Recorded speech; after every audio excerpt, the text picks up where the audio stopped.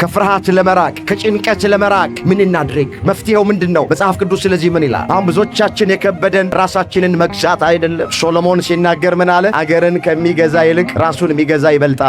ብዙ ሰዎች ከተማን ይገዛሉ፣ አገርን ይገዛሉ፣ ነገር ግን ራሳቸውን መግዛት አቅቷቸዋል። ስለዚህ ብዙዎቻችን የከበደን ነገር ይሄ ነው። ክርስትናችን ምን ይመስላል? ጸሎት እየጨመርን ነው ወይስ እየቀነስን? ጾምን እየጨመርን ነው ወይስ እየቀነስን? እምነትን እየጨመርን ነው እየቀነስን ነው? ፈሪ የሚያደርገን ጭንቀታ የሚያደርገን ሰላማችን የሚነጥቀን የሚወስድብን ኃጢአት። ስለዚህ እኛ የእኛ ካልሆንን ለምን እንፈራለን? ለምን እንጨነቃለን?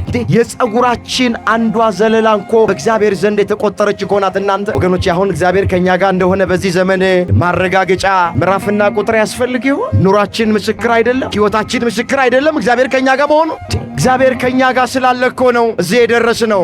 አገልግሎታችን እንኳን የአንዳንዶቻችን አወኩሽ ናኩሽ ነው። በፊት በሩቅ ቤተ ክርስቲያን ሳንመጣ አገልግሎት ሳንጀምር እግዚአብሔርን እንፈራ ነበረ። ዛሬ ማን ነው እግዚአብሔር የሚፈራ? በዋጋ ተገዝተናል። ዋጋው ብር አይደል፣ ዋጋው ወርቅ አይደል፣ ዋጋው እንቁ አይደል። ዋጋው ስጋውን ነው የቆረሰው፣ ደሙን ነው ያፈሰሰው፣ ጎኑን ነው በጦር የተወጋው፣ እጆቹን ነው በሚስማር የተቸነከረው፣ የሸዋ አክሊል ነው የደፋው። ስጋው አልቆ አጥንቱ ነጭ በረዶ መስሎ እስኪታይ 6666 ጊዜ በጅራፍ ነው የተገረፈው።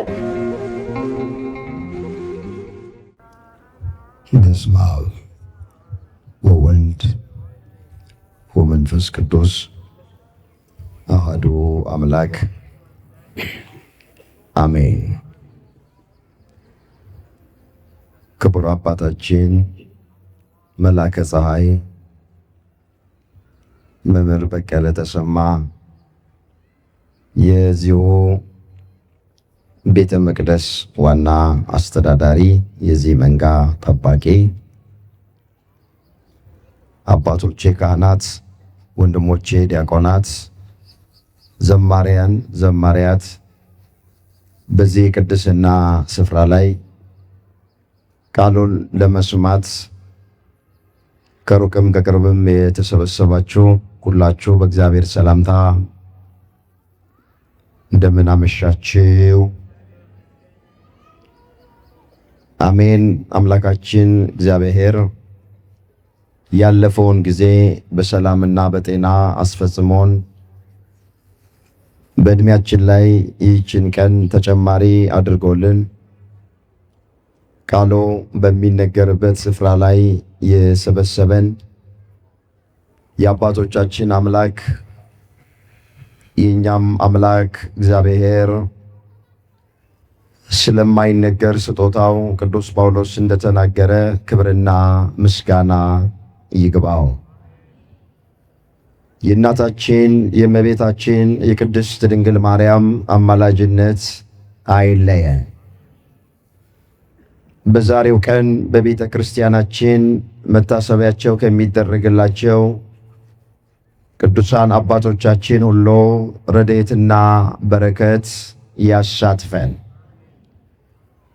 የምስጢር ባለቤት ቸሩ አምላካችን እግዚአብሔር የተሰወረውን የወንጌል ምስጢር ለሁላችን ገልጦ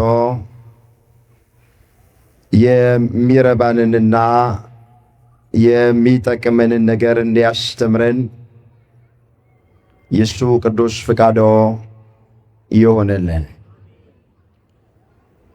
ለዛሬ እግዚአብሔር በሰጠን ጊዜና ሰዓት የምንማማርበት የትምህርታችን ርዕስ የሚሆነው እኔ ካንተ ጋር ነኝና አትፍራ የሚል ይሆናል።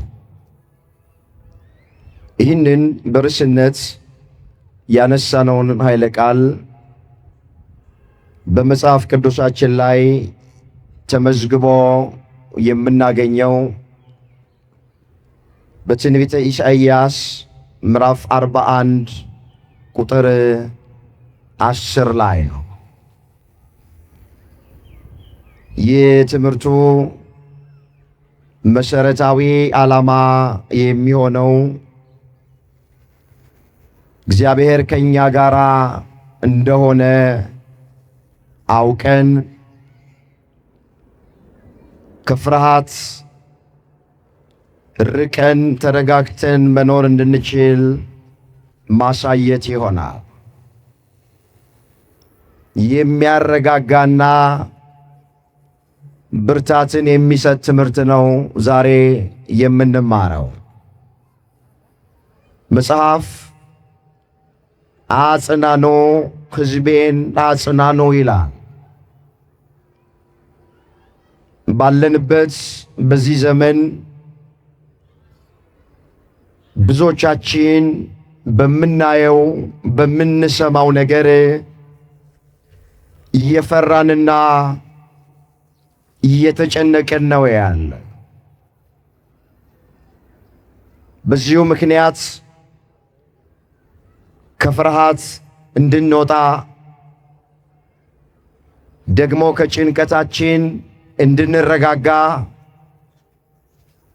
የሚጠቅመንን ትምህርት ዛሬ እግዚአብሔር ያስተምረናል። የአባቶቻችን አምላክ እግዚአብሔር የቃሉን ደጅ ለሁላችንም ከፍቶ እንዲያስተምረን የሱ ቅዱስ ፍቃዶ ይሆንልን። እስኪ አንድ ጊዜ በርዕስነት ያነሳነውን ኃይለ ቃል ይሄ ድምፅ የሚሰማን ሁላችንም በህብረት ለመናገር ራሳችንን እናዘጋጅ። እኔ ከተናገርኩኝ በኋላ ሁላችሁ ከኔ ቀጥላችሁ ድምፃችሁን አሰምታችሁ እንድትናገሩ በእግዚአብሔር ፍቅር እጠይቃችኋለሁ። እኔ ካንተ ጋር ነኝና በሉ እስኪ ድገሙት እስኪ። አትፍራ። እግዚአብሔር በዚህ ርዕስ ሁላችንን እንዲያስተምረን የሱ ቅዱስ ፍቃዶ ይሆንልን። በርዕስነት ያነሳነው ኃይለ ቃል በዚህ ስፍራ ላይ አስቀድሞ የተነገረው ያዕቆብ ተብሎ ለሚጠራ ለአንድ እስራኤላዊ የተነገረ ቃል ነው። ለፍጻሜው ስለ ሁላችንም የሚነገር ቃል ነው።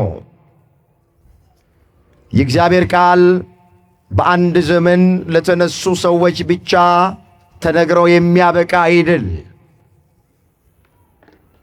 ሐዋርያው ቅዱስ ጳውሎስ ሲናገር መጻሕፍት በሚሰጡት መጽናናት ተስፋ የሆነልን ዘንድ አስቀድሞ የተጻፈው ሁሉ ለትምህርታችን ተጽፏል ነው የሚል። እዚያ ሮሜ 15 ቁጥር 4 ላይ የተመዘገበ የእግዚአብሔር ቃል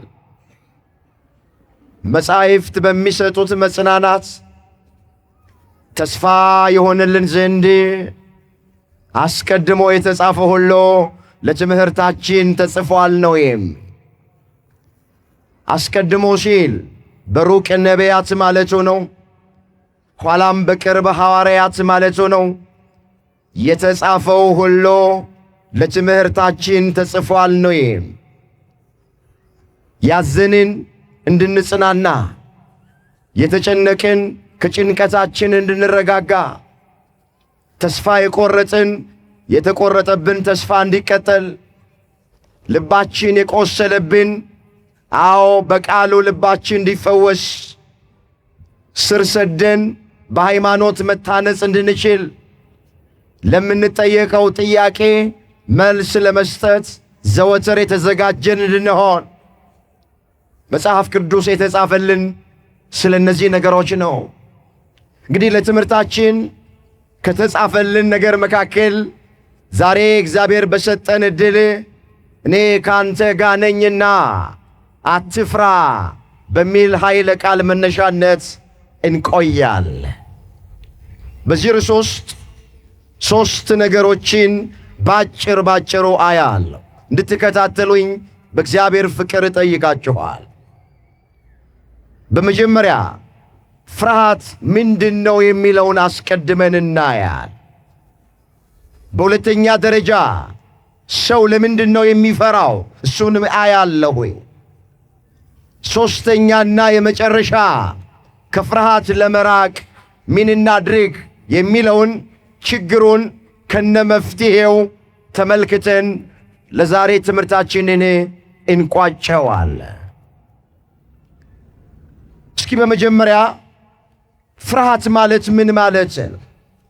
ወገኖቼ ፍርሃት የመጽሐፍ ቅዱሱን መዝገበ ቃላት ስናነበው ሰይጣን በልባችን ውስጥ የሚጨምረው መንፈስ ነው የሚለው ፍርሃትን ሲፈታው።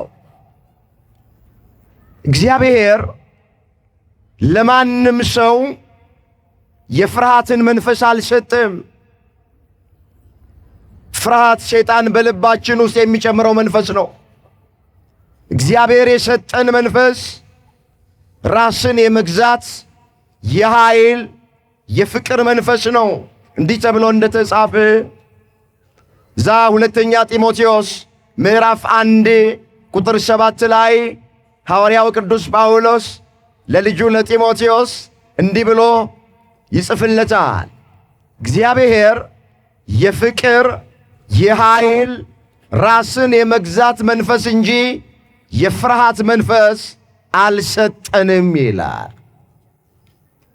ስለዚህ ሁላችሁ እንድንፈራ፣ እንድንደነግጥ፣ እንድንጨነቅ፣ እንድንሸበር፣ ተረጋግተን እንዳንኖር የሚያደርገን ጥንተ ጠላታችን ዲያብሎስ ነው። የሰይጣን ደግ የለውም። በማናችንም መረጋጋት፣ ሰላም መሆን ወገኖቼ ሰይጣን አይደሰትም። ምንድነው የሚለው መጽሐፍ? ሌባው ሊሰርቅ ሊያርድ ሊያጠፋ እንጂ ስለሌላ አይመጣም፣ እኔ ግን ሕይወት እንዲሆንላችሁ ሕይወት እንዲበዛላችሁ መጣው ተብሎ ተጽፏል። የዮሐንስ ወንጌል ምዕራፍ 10 ቁጥር 10 ላይ የተመዘገበ ቃል። ሌባው አለ ዲያብሎስን ነው። አዳምና ሔዋንን በሐሰት ሰርቆ ከገነት አውጥቷቸዋልና ሌባ ይለዋል መጽሐፍ ዲያብሎስን። ሌባው ሊሰርቅ ሊያርድ ሊያጠፋ እንጂ ስለሌላ አይመጣም። በቃ የሰይጣን አመጣጡ ይሄ ነው፣ ዓላማው ይሄ ነው። ማረድ ነው፣ ማስጨነቅ ነው፣ ማስደንገጥ ነው፣ ማስፈራራት ነው። የእሱ ፍላጎት ሁልጊዜም ይሄ ነው። እግዚአብሔር ግን የኃይል መንፈስ ነው የሰጠን፣ የሰላም መንፈስ ነው የሰጠን፣ ራስን የመግዛት መንፈስ ነው የሰጠን እንጂ የፍርሃት መንፈስ ለማንም ሰው እግዚአብሔር አልሰጠም። እንግዲህ ፍርሃት ባጭሩ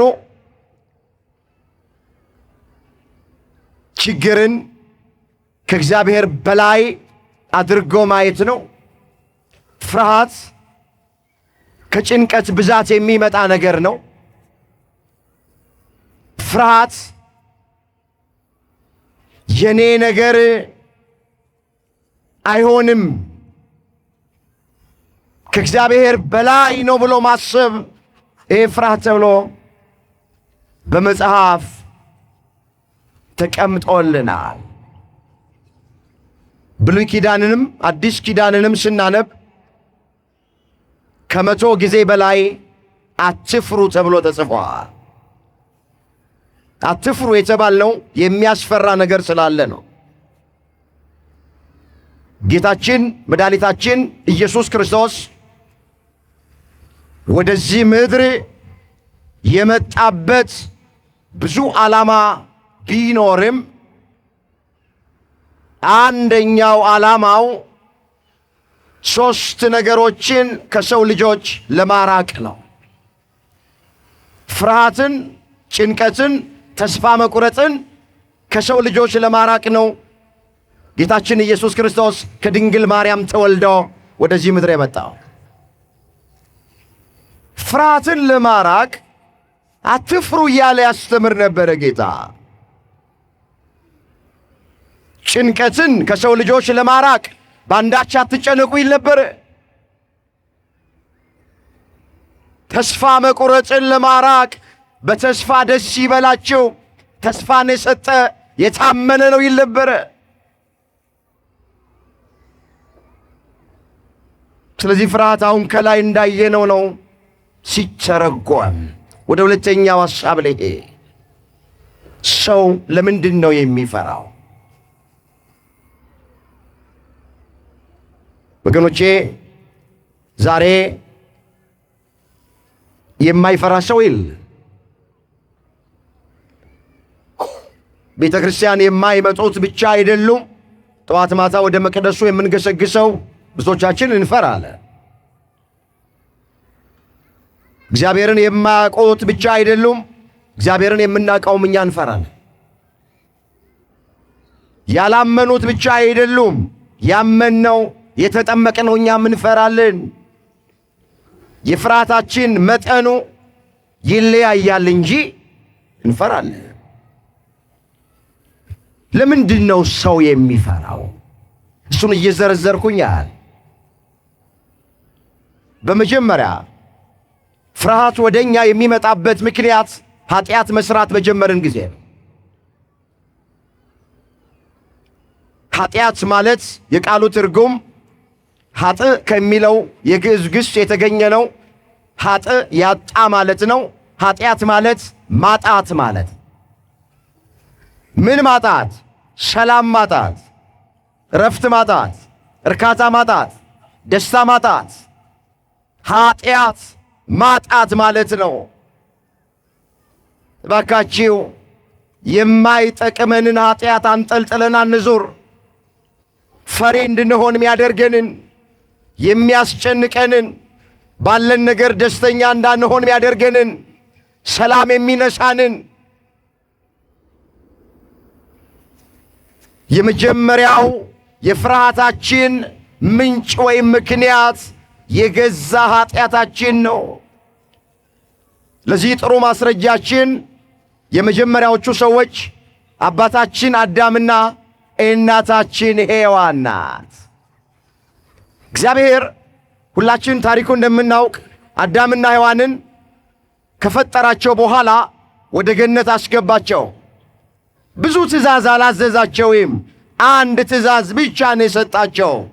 በገነት ውስጥ ካለው የዛፍ ፍሬ ሁሉ ትበላላችሁ፣ ነገር ግን መልካምና ክፉን ከሚያስታውቀው የዛፍ ፍሬ እንዳትበሉ፣ ከሱ በበላችሁ ቀን ሞትን ትሞታላችኋል እግዚአብሔር። ይህን ትእዛዝ አዳምና ሔዋን ለ7 ዓመት 3 ወር 17 ቀን ብቻ ነው የጠበቁት።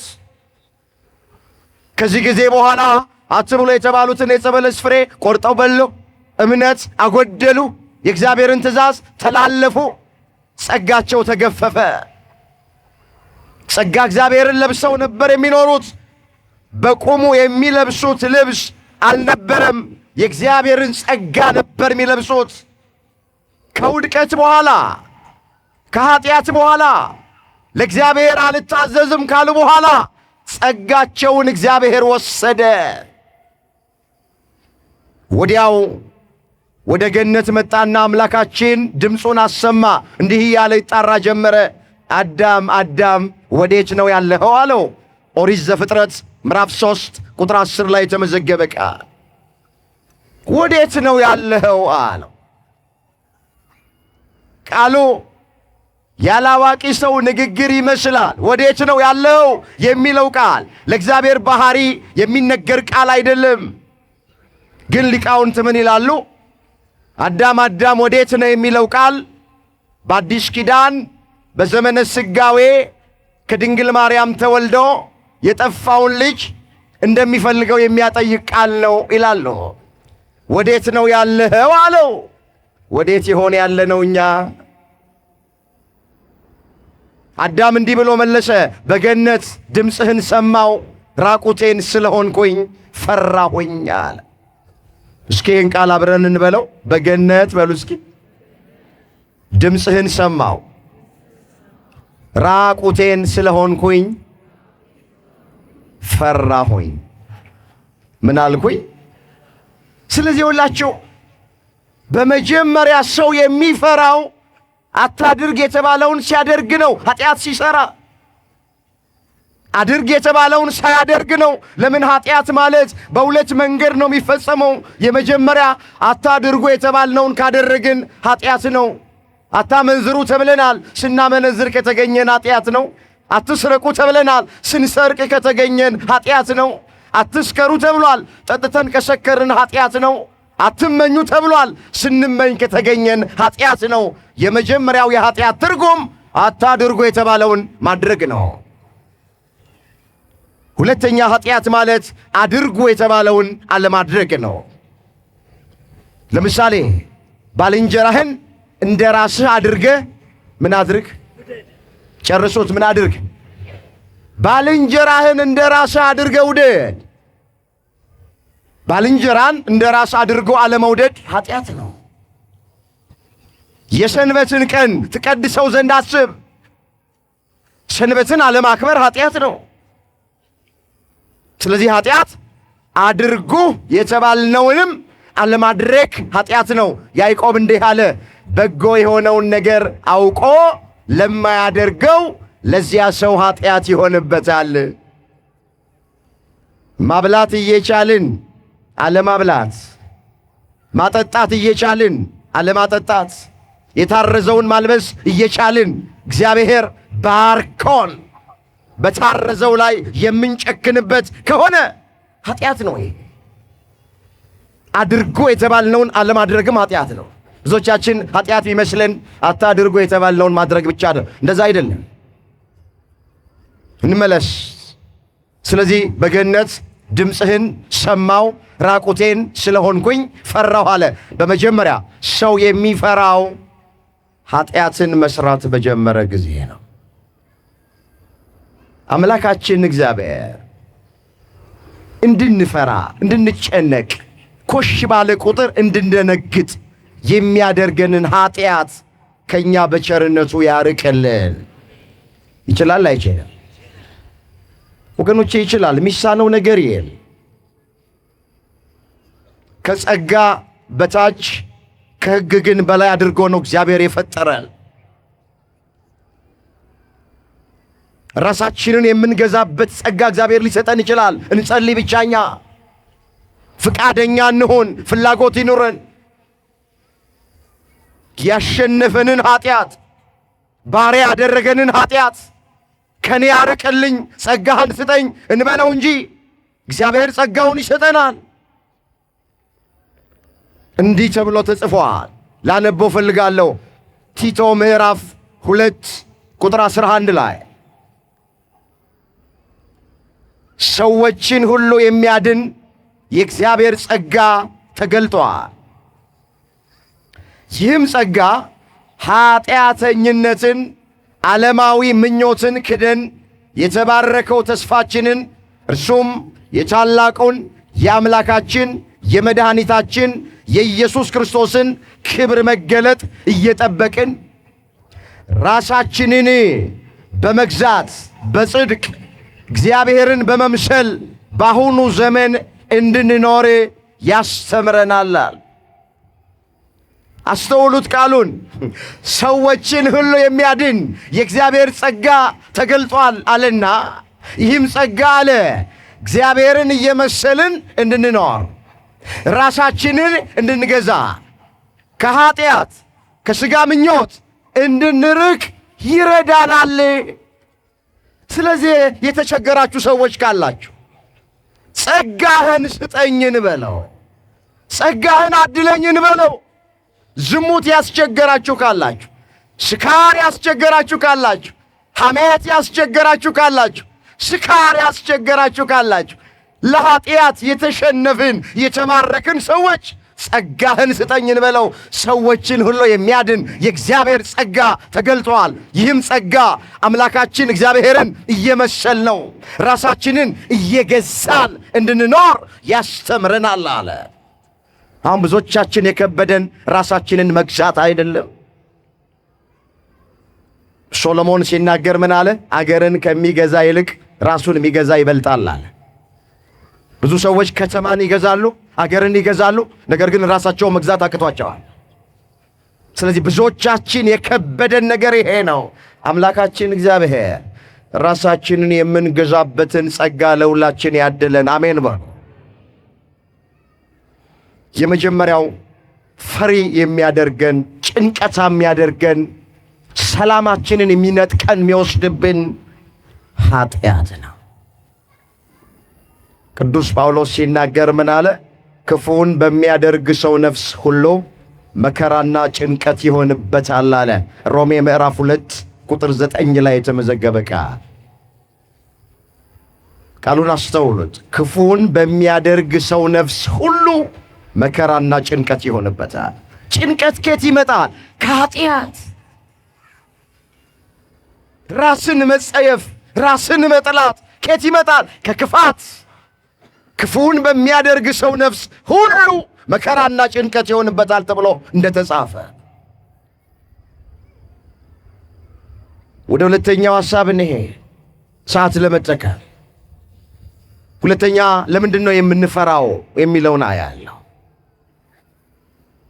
ወገኖቼ ሰው በሁለተኛ ደረጃ የሚፈራው እምነቱ ሲጎድል ነው።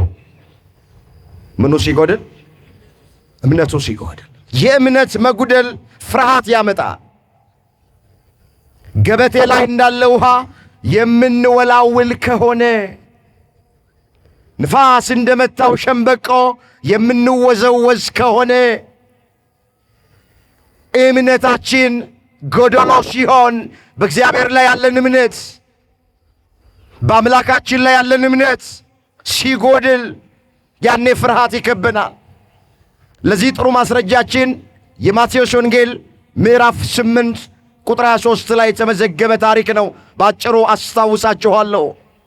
በአንድ ወቅት ጌታችን ኢየሱስ ክርስቶስ ከደቀ መዛሙርቱ ጋር በታንኳ ሆኖ በባህር ላይ ሄድ ነበረ። ድንገት ማዕበል ተነሳ። ታንኳይቱን ወደፊት፣ ወደ ኋላ፣ ወደ ግራ፣ ወደ ቀኝ እያደረገ ያናውጣት ጀመረ። ክርስቶስ በታንኳይቱ በውስጠኛ ክፍል ተኝቶ ነበር ይላል መጽሐፍ። ማዕበሉ በተነሳ ጊዜ፣ ወጀብ በተነሳ ጊዜ፣ ንፋስ በተነሳ ጊዜ ደቀ መዛሙርቱ ተጨነቁ። ወደ ክርስቶስ መጡና እንዲህ አሉት፣ ጌታ ሆይ ስንጠፋ አይገድህም? እባክህ አድነን አሉት። እስኪ ጌታ ሆይ በሉ። አድነን። ምን በለን? እግዚአብሔር ከምናቀውም ከማናቀውም ክፉ ነገር ሁላችንን በቸርነቱ ያድነን። ጌታ ሆይ አድነን አሉና አስነሱት፣ ቀሰቀሱት። እሱም ተነስቶ ምፈልገውን ቃል ተናገረ። እናንተ እምነት የጎደላችሁ ስለምን ትፈራላችሁ አላቸው።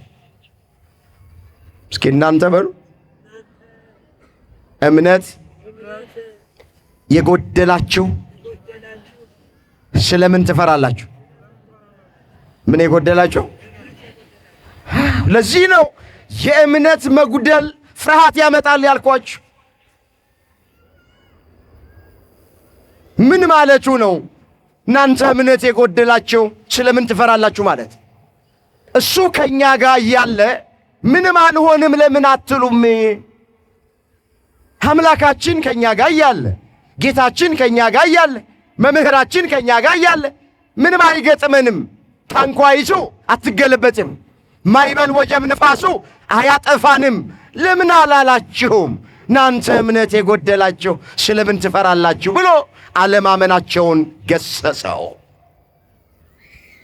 ስለዚህ በሁለተኛ ደረጃ ፍርሃት ወደኛ የሚመጣው እምነታችን ሲጎድል ነው። በሁለት ልባችን ማነከስ ስንጀምር ነው። ገበቴ ላይ እንዳለ ውሃ ስንወላውል ያን ጊዜ ፍርሃት ይከበናል። ወደ መፍትሄው ልምጣ እስኪ ጊዜ ለመጠቀም። ከፍርሃት ለመራቅ ከጭንቀት ለመራቅ ምን እናድርግ? መፍትሄው ምንድን ነው? መጽሐፍ ቅዱስ ስለዚህ ምን ይላል? በመጀመሪያ ከፍርሃት ለመራቅ ሳናቋርጥ እንጸልይ። ሳናቋርጥ ምን እንበል ወገኖቼ? የሚጸልይ ሰው የሚጨምረው ነገር እንኳን ባይኖር የሚቀንሰው ነገር ግን አለ። ምን እንቀንሳለን ካላችሁኝ፣ ፍርሃትን እንቀንሳለን፣ ጭንቀትን እንቀንሳለን፣ ብቸኝነትን እንቀንሳለን፣ ድብርትን እንቀንሳለን። ስለዚህ ስንጸልይ የምንጨምረው ነገር እንኳን ባይኖር ምንቀንሳቸው ነገሮች አሉ። ባካችሁ ጸሎታችሁን አታቋርጡ። ጸሎት አይቋረጥም። ምን አለ ሐዋርያው? ሳታቋርጡ ጸልዩ፣ በሁሉ ደግሞ አመስግኑ አለ። አንደኛ ተሰሎንቄ ምዕራፍ 5 ቁጥር 18 ላይ የተመዘገበ ቃል። እስኪ ቃሉን አብራችሁ ይበሉ። ሳታቋርጡ በሉ እስኪ። ጸልዩ፣ በሁሉ ደግሞ አመስግኑ። በሁሉ ምን በሉ? በሁሉ ማን የተመሰገነ ይሁን? ክርስቲያን በሁሉም አመስጋዬ ነው። ሲሞላ ሲጎድል፣ ሲያገኝ ሲያጣ፣ በሐዘን በደስታ፣ በሙላት በጉድለት፣ በመክበር በመዋረድ፣ በከፍታ በዝቅታ ጊዜ ማንን ያመሰግናል? እስኪ ያመስግኑት። ስለ ሁሉ እግዚአብሔር የተመሰገነ ይሁን። ሲሞላልን ብቻ አይደለም የምናመሰግነው። ባካችሁ እግዚአብሔር ሲባርክን፣ እግዚአብሔር ከጉድለታችን ሲሞላን፣ እንባችንን ሲያብስ፣ እንቆቅልሻችንን ሲፈታ፣ ታሪካችንን ሲቀይር፣ ፍርሃት ከኛ እንዲርቅ፣ እኛም ከፍርሃት ውስጥ እንድንወጣ ከፈለግን ሳናቋርጥ ምን እናድርግ ነው ያለው? ንገሩኝ፣ ምን እናድርግ? መጽሐፍ ሳታቋርጡ ምን በሉ ይላል? በሁሉ ደግሞ ምን አድርጎ? ስለ ሁሉ ማን ይመስገን አልን? እስኪ ደግማችሁ አመስግኑት። ስለ ሁሉ እግዚአብሔር ይመስገን። ክርስቲያን ማለት ይሄ ነው። በሁሉም ያመሰግን። ሲያገኝም ያመሰግናል፣ ሲያጣም ያመሰግናል። በጤንነት ጊዜ እግዚአብሔርን ያመሰግናል፣ ታሞ አልጋ ላይ ቢተኛም ያመሰግናል። በሐዘኑ ጊዜም ያመሰግናል፣ በደስታ ጊዜም ያመሰግናል። ሐዋርያው ቅዱስ ጳውሎስ ይህን ስለ ጉድለት አልልም፣ የምኖርበት ኑሮ ይበቃኛል ማለትን ተምሬአለሁ። ማግኘትን አውቃለሁ፣ ማጣትን አውቃለሁ፣ መጉደልን አውቃለሁ፣ መሙላትን አውቃለሁ፣ ሐዘንን አውቃለሁ፣ ደስታን አውቃለሁ። ኃይልን በሚሰጠኝ በክርስቶስ ሁሉን እችለዋለሁ አለ። ፊልጵስዩስ ምዕራፍ 4 ቁጥር 11 ላይ የተመዘገበ ቃል። ቃሉን ባካችሁ አስተውሉት። ይህንን ስለ ጉድለት አልልም፣ የምኖርበት ኑሮ ይበቃኛል ማለትን ተምሬአለሁ። ማግኘትን አውቃለሁ፣ ማጣትን አውቃለሁ፣ ሐዘንን አውቃለሁ፣ ደስታንም አውቃለሁ፣ መጉደልን አውቃለሁ፣ መሙላትንም አውቃለሁ፣ መክበርን አውቃለሁ፣ መዋረድንም አውቃለሁ፣ ከፍታን አውቃለሁ፣ ዝቅታንም አውቃለሁ፣ ሳቅን አውቀዋለሁ፣ ለቅሶንም አውቀዋለሁ። ኃይልን በሚሰጠኝ በክርስቶስ ሁሉን እችለዋለሁ አለ። ክርስቲያን ማለት ኃይልን በሚሰጠኝ በክርስቶስ ሁሉን እችላለሁ የሚል ነው። በሁሉ የሚያመሰግን ነው። እግዚአብሔር በሁሉ አመስጋኞች እንድንሆን ሁላችንን ይርዳል። ስለዚህ መጀመሪያ ከፍርሃት ውስጥ ለመውጣት ጸሎታችሁን አታቋርጡ። ይሄ ድምፅ የሚሰማችሁ አሁን በፊት ጸልየን ብዙዎቻችን አንጠግብም ነበረ። አሁን ግን እርግፍ አድርገን ትተነዋል። ውዳሴ ማርያማቸው የት እንዳለ ማያውቁ ሰዎች አሉ። የሚደግሙት ዳዊት የት እንዳለ ማያውቁ ሰዎች አሉ። አሁን መዝገበ ጸሎታቸው የት እንዳለ ማያውቁ ሰዎች አሉ።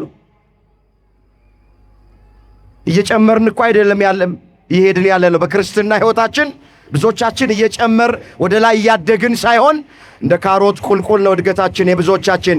እስኪ እኔም ራሴን ይሄ ድምፅ የሚሰማቸው ወንድሞቼና እህቶቼ ራሳቸውን ይኸው መንፈሳዊ ሕይወታችን ምን ይመስላል? ክርስትናችን ምን ይመስላል?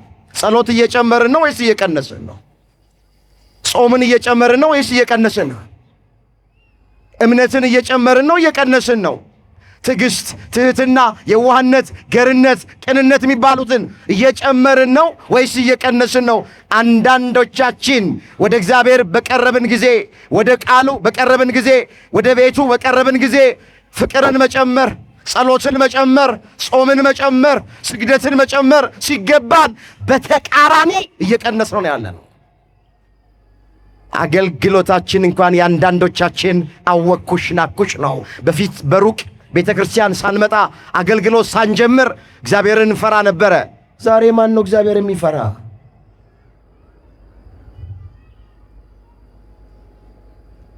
አምላካችን እግዚአብሔር ክርስትናችንን ወደ ታች ሳይሆን ወደ ላይ እንድናድግ ሁላችንን በቸርነቱ ይርዳ። ይኸውላችሁ ክርስትና እንደ ብረት ምጣድ ሳይሆን ይላሉ አባቶች፣ እንደ ሸክላ ምጣድ ነው ይላል። ታውቃላችሁ ብረት ምጣድ የሚባለው እሳት ላይ ገና ቁጭ ስታደርጉት ይግላል። ከእሳት ላይም እንዳወረዳችሁት በፍጥነት ይቀዘቅዛል። የአንዳንዶቻችን ክርስትና የብረት ምጣድ አይነት ነው። የሸክላ ምጣድ ግን እሳት ላይ ስታደርጉት እንጨት ጨርሶ ነው የሚሞቀው። ቀስ ብሎ ከእሳት ላይም ካወረዳችሁት በኋላ ወይም ፍሙን ካጠፋችሁት በኋላ የሸክላ ምጣድ ቀስ ብሎ ነው የሚቀዘቅዘው። እናቶቻችን እሳቱ ከጠፋ በኋላ በሸክላ ምጣድ ላይ ብዙ እንጀራ ይጋግራሉ። የብዙዎቻችን ክርስትና እንደ ብረት ምጣድ ነው። ስሜታውያንን፣ ችኩሎችንን። የመጣን ሰሞን ጸሎቱ ሁሉ አይቀረንም። መዝገበ ጸሎቱን፣ መልካ መልኩን፣ ድርሳናቱን፣ ገድላቱን፣ ዳዊቱን እናደርሰዋለን። እየቆየን ስንሄድ እየቀነስን እንመጣለን። ጾሙን እየቀነስን፣ ጸሎቱን እየቀነስን፣ መንፈሳዊነቱን እየቀነስን፣ አገልግሎቱን እየቀነስን እንመጣለን። እንዲህ ካለ ክርስትና መድኃኔዓለም ይጠብቀን። ስለዚህ የመጀመሪያው መፍትሄ ከፍርሃት ውስጥ ለመውጣት ለመራቅ፣ ከጭንቀት ለመገላገል ጸሎት። ለምን ጸሎት ማለት ከማን ጋራ ማውራት ነው?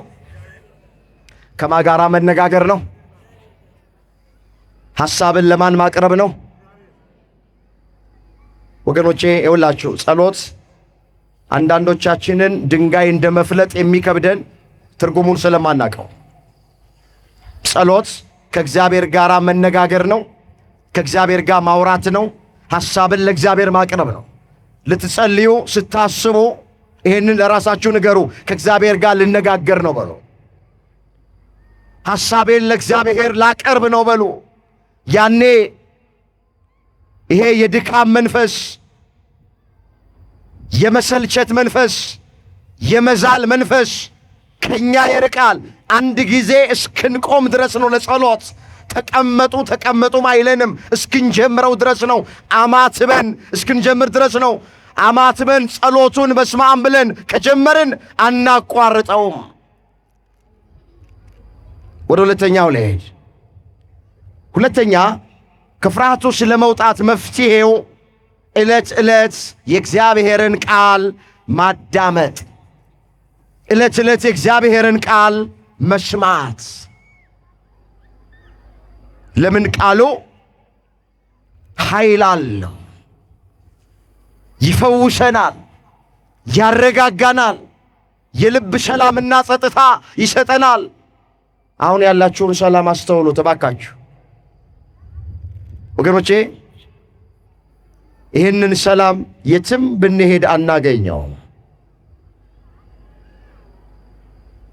ቤተ ክርስቲያን መተን ጉባኤ ስንካፈል፣ ቃሉን ስንሰማ፣ ለክብሩ ስንዘምር፣ ቅዳሴ ስናስቀድስ፣ ኪዳን ስናደርስ፣ ሰዓታት ማህሌቱን ከአባቶቻችን ጋር ስንቆም ያለንን ሰላም፣ ያለንን ረፍት፣ ያለንን ደስታ፣ ያለንን መረጋጋት፣ ያለንን ብርታት የትም ቦታ ብንሄድ አናገኘው።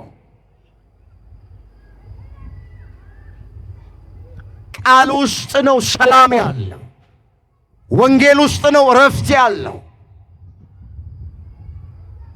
ምን አለ ዳዊት ሲዘምር? ቃልህ ለጉሮሮዬ ጣፋጭ ነው፣ ከማርና ከወለላ ይልቅ ጣፈጠኝ አለ። እስኪ አብረን እንበለው። ቃልህ በሉ እስኪ። ለጉሮሮዬ ጣፋጭ ነው፣ ከማርና ከወለላ ይልቅ ጣፈጠኝ። የማን ቃል? አመስግኑት። ቃሉ ከማርና ከወለላ ይልቅ ይጣፍጣል። የዳዊት መዝሙር 118 ቁጥር 103 ላይ የተመዘገበ ቃል፣ ቃልህ ለጉሮሮዬ ጣፋጭ ነው፣ ከማርና ከወለላ ይልቅ ጣፈጠኝ። መቼ ነው ቃሉ የሚጣፍጠን? ብቸኝነት ዙሪያችንን ከቦን፣ ጭንቅ ጥብብ ብሎን፣ ተስፋ ቆርጠን፣ ዓለም ፊቷን አዙራብን፣ ባልንጀሮቻችን ፊት ነስተውን፣ አዎ ቃሉን ስንሰማ ያኔ ቃሉ ለጉሮራችን ጣፋጭ ይሆናል።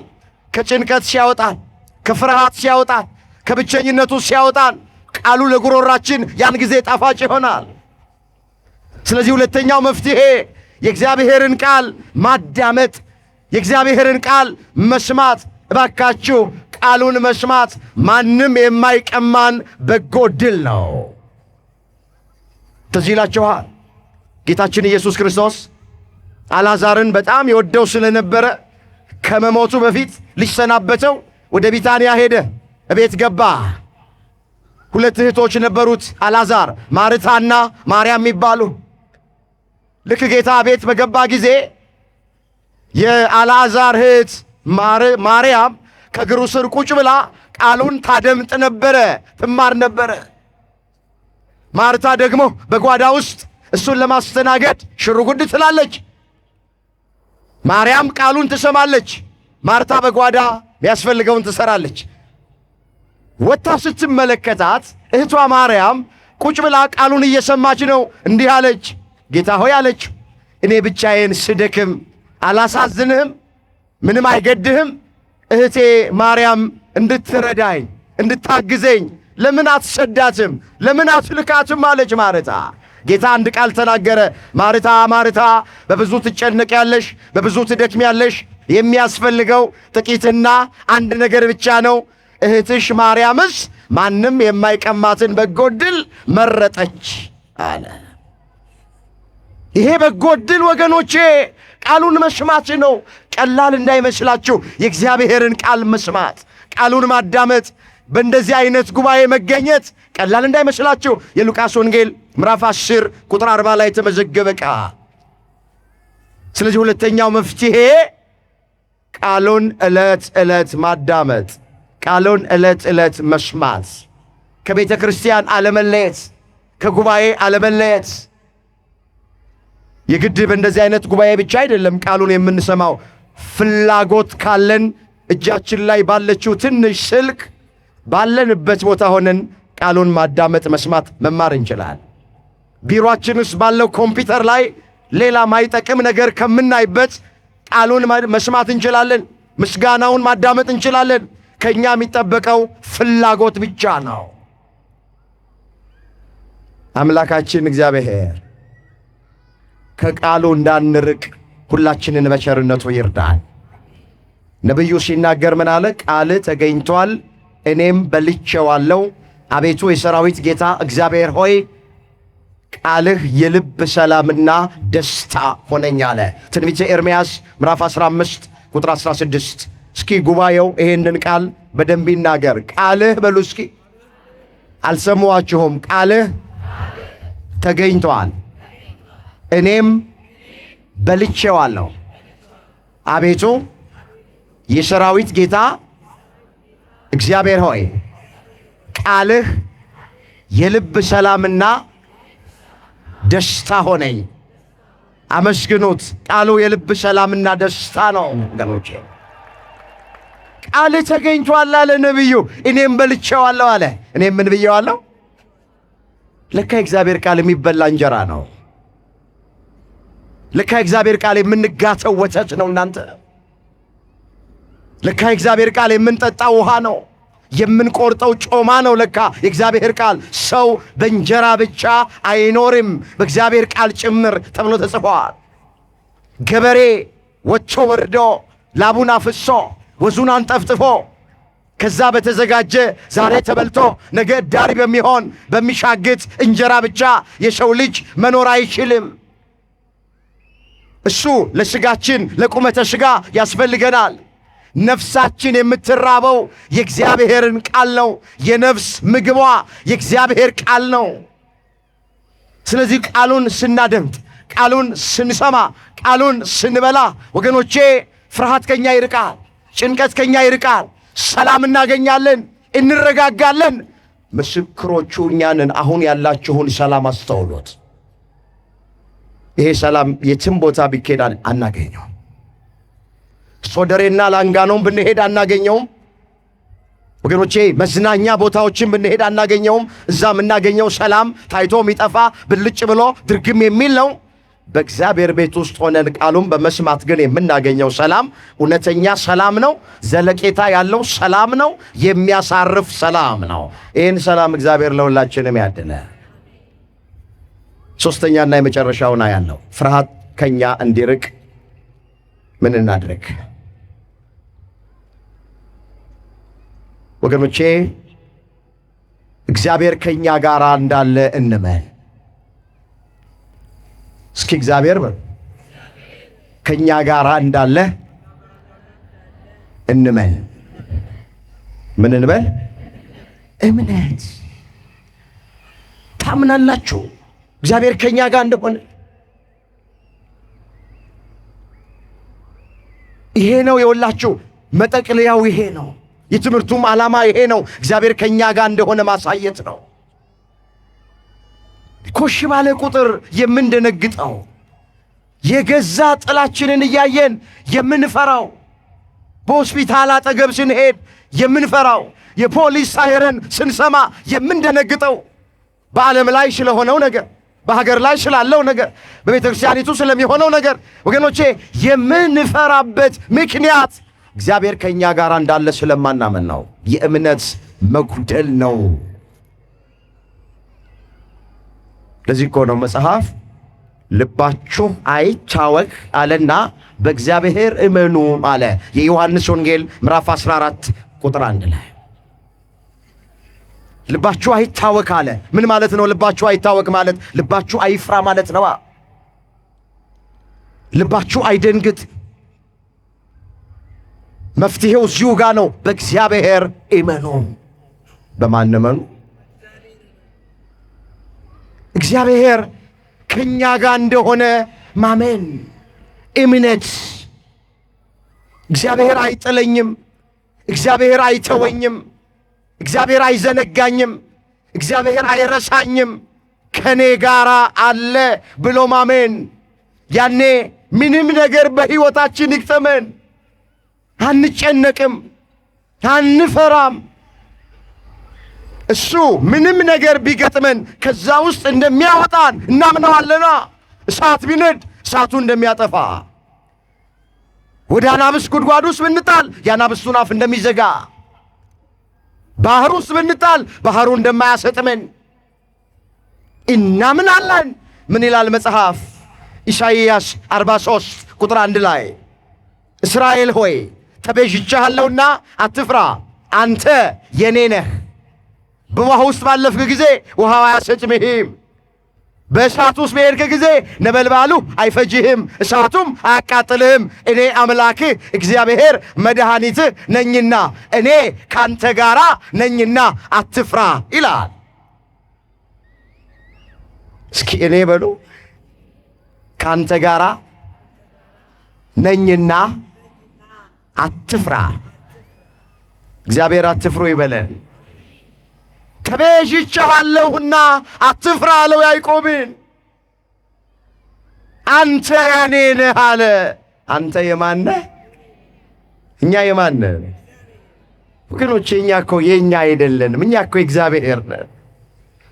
በጥንተ ተፈጥሮ የፈጠረን እግዚአብሔር ነው። በእጆቹ ያበጃጀን፣ በመዳፎቹ የቀረጸን፣ ግሩምና ድንቅ አድርጎ የሠራን፣ በአፍንጫችን የሕይወት እስትንፋስ እፍ ብሎ ሕያው ያደረገን እግዚአብሔር ነው። እኛ የእኛ አይደለንም፣ የእግዚአብሔር ነን። ለምንድን ነው የምንፈራው? በአዲስ ኪዳንም ጌታችን ኢየሱስ ክርስቶስ ሥጋውን በመቆረስ ደሙን በማፍሰስ በአዲስም ተፈጥሮ የፈጠረን ኢየሱስ ክርስቶስ ነው። እኛ የኛ አይደለንም። አንተ የኔ ነህ፣ ተቤዥቼሃለሁና አትፍራ። አዲስ ኪዳን ላይ ደግሞ ምን አለ ሐዋርያው? ሮሜ 14 ቁጥር 7 ላይ ማንም ለራሱ አይኖርም፣ ማንም ለራሱ አይሞትም። በሕይወት ሆነን ብንኖር ለጌታ እንኖራለን፣ ብንሞትም ለጌታ እንሞታለን አለ። እኛ የኛ አይደለንም ባካችሁ፣ እኛ የእግዚአብሔር ነን። በደሙ ገዝቶናል። መጽሐፍ በዋጋ ተገዝታችኋልና የራሳችሁ አይደላችሁም። በዋጋ ተገዝተናል። ዋጋው ብር አይደል፣ ዋጋው ወርቅ አይደል፣ ዋጋው ዕንቁ አይደለም። ዋጋው ሥጋውን ነው የቆረሰው፣ ደሙን ነው ያፈሰሰው፣ ጎኑን ነው በጦር የተወጋው፣ እጆቹን ነው በሚስማር የተቸነከረው፣ የሸዋ አክሊል ነው የደፋው። ሥጋው አልቆ አጥንቱ ነጭ በረዶ መስሎ እስኪታይ 6666 ጊዜ በጅራፍ ነው የተገረፈው። በዋጋ ተገዝታችኋልና ለራሳችሁ አይደላችሁ ነው የሚለው አንደኛ ቆሮንቶስ ምዕራፍ 6 ቁጥር 19 ላይ። ስለዚህ እኛ የማንን 10 ሰው ብቻ ነው እግዚአብሔር የማን ናቸው? እስኪ የራሱ ያደረገን በዋጋ የገዛንን አምላክ ከፍ አድርጋችሁ አመስግኖት። በዋጋ ተገዝተናል።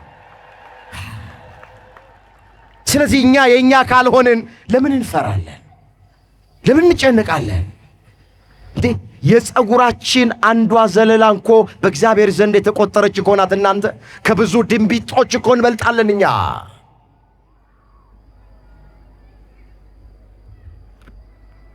ምንድን ነው የሚለው እዚህ የማቴዎስ ወንጌል ምዕራፍ 10 ላይ የተመዘገበ ቃል እንደዚህ ይላል፣ የእናንተስ የራሳችሁ ፀጉር ሁሉ እንኳን ተቆጥሯል። እንግዲህ አትፍሩ፣ ከብዙ ድንቢጦች እናንተ ትበልጣላችሁ። የራሳችሁ ፀጉር እንኳን በእግዚአብሔር ዘንድ የተቆጠረች ናት። ከብዙ ድንቢጦች ደግሞ እናንተ ትበልጣላችሁ። ስለዚህ አትፍሩ። ምን አትበሉ? አትፍሩ። እግዚአብሔር ከእኛ ጋር እንደሆነ ስናምን አንፈራ። እንደዚህ እንድናምን መድኃኔዓለም ሁላችንን ይርዳል። እስኪ አንድ ጥያቄ ልጠይቃችሁ። እግዚአብሔር ከእኛ ጋር ነው አይደለም? አቤት። እስኪ እግዚአብሔር ከኔ ጋር ነው የሚል ሰው እጁን ያሳየ። እስኪ እግዚአብሔር በሉ። ጠላት ይፈር፣ ዲያብሎስ ይፈር፣ እግዚአብሔር ከኔ ጋር ነውና አልፈራ። አመስግኑበት። እግዚአብሔር ከኛ ጋር ነው። ወገኖች አሁን እግዚአብሔር ከኛ ጋር እንደሆነ በዚህ ዘመን ማረጋገጫ ምዕራፍና ቁጥር ያስፈልግ ይሆን? ኑሯችን ምስክር አይደለም? ሕይወታችን ምስክር አይደለም እግዚአብሔር ከኛ ጋር መሆኑ? እግዚአብሔር ከኛ ጋር ስላለ እኮ ነው እዚህ የደረስነው። ጠላት ስለሌለብን አይደለም እዚህ የደረስነው። እግዚአብሔር ከኛ ጋር ስላለ ነው እዚህ የደረስነው። እሱ ምስክር ነው እግዚአብሔር ከኛ ጋር ስለመሆኑ። እንደሚጠመደው ወጥመድ፣ እንደሚቆፈረው ጉድጓድ፣ እንደሚበጠበጠው መርዝ፣ እንደሚመከርብን ምክር ቢሆን ኖሮ ማን እዚህ መድረስ ይችል ነበር? እግዚአብሔር ከኛ ጋር ስለሆነ ወጥመዱን እየበጣጠሰ መርዙን እያከሸፈ ጉድጓዱን እየደፈነ ምክሩን እያጠፋ ነጭ አልብሶ በክብር ይኸው እዚህ ያደረሰን ጠላት እያየ ክብር ምስጋና ለአምላካችን ለእግዚአብሔር ይሆን። አትጠራጠሩ ኦርቶዶክሳውያን፣ እግዚአብሔር ከቤተ ክርስቲያኗ ጋር አለ። እግዚአብሔር ከእኛ ጋር አለ። በፍጹም እኛ ነው የራቅነው እንጂ እሱ ከእኛ ጋር ነው ያለው። ምን አለ ዳዊት? እግዚአብሔር ከእኛ ጋር ባይሆን ኖሮ እስራኤል እንደዚህ ይበላ አለ። ላነበው ፈልጋለሁ ይህን ቃል አስተውሉት። ይህንን ኃይለ ቃል የዳዊት መዝሙር 123 ቁጥር 1 ላይ እግዚአብሔር ከእኛ ጋር ባይሆን እስራኤል እንዲህ ይበል። ሰዎች በእኛ ላይ በተነሱ ጊዜ፣ ቁጣቸው በላያችን በነደደ ጊዜ፣ በዚያን ጊዜ ሕያዋን ሳለን በዋጡን ነበረ፣ በነፍሳችን ላይ ፈሳሽ ባለፈ ነበረ። በዚያን ጊዜ የጎርፍ ውሃ በነፍሳችን ባለፈ ነበረ። ለጥርሳቸው ንክሻ ያላደረገን እግዚአብሔር ይባረክ። ነፍሳችን እንደ ወፍ ካዳኝ ወጥመድ አመለጠች፣ ወጥመድ ተሰበረ፣ እኛም አመለጥን አለ። ክብር ምስጋና ለእግዚአብሔር ይሁን። እሱ ከእኛ ጋር ስለሆነ ወጥመዱን በጣጥሶት አስመለጠን የኛ አምላክ። ስለዚህ ይኸውላችሁ ይሄ ድምፅ የሚሰማችሁ ሁላችሁም አትጠራጠሩ፣ እግዚአብሔር ከእኛ ጋር ነው። እግዚአብሔር ከማን ጋር ነው? ከማን ጋር ነው? እግዚአብሔር ከኛ ጋር ባይሆን በዚህ የኑሮ ውድነት ማን መኖር ይችላል? እንዴት 5 ልጅ 3 ልጅ ይዞ እንዴት መኖር ይቻላል? በቀን 2 ጊዜ ዕቃ እየጨመረብን እንዴት መኖር ይቻላል? እኔ ይገርመኛል። ያንዳንድ ሰው ደሞዝ 5,000 ብር 10,000 ብር ነው። 3 እና 5 ልጅ ይዞ ተባርኮ ወር ይደርሳል። አንዳንዱ 200,000 ብር እና ምናምን ደሞዝ እየተቀበለ ወል መድረስ አቅቶት ይበደራል። እኛ በ10,000 ብር ተባርከን 5 ልጅ እያሳደግን ነው። እመኑ፣ እግዚአብሔር ከኛ ጋር ነው። ክብር ምስጋና ለስሙ ይሁን። ከኛ ጋር ነው እግዚአብሔር። ጓዳችንን ሁሉ እየባረክ መሶባችንን እየባረክ ከክፉ ነገር እየጠበቀ እያበላን እያጠጣን እየተንከባከበን በወጀብና በአውሎ ንፋስ ውስጥ መንገድ እያዘጋጀ ከኛ ጋር ስላለ ይኸው እዚህ ደርሰናል። የነገም ተስፋችን ማን ነው? እግዚአብሔር ነው። ስለዚህ እግዚአብሔር ራቀን፣ እግዚአብሔር ተለየኝ፣ እግዚአብሔር ረሳኝ፣ እግዚአብሔር ተወኝ አትበሉ። እሱ ከኛ ጋር አለ። አንድ ቃል ተናገረ ትምህርቴን ጠቅልላለሁ።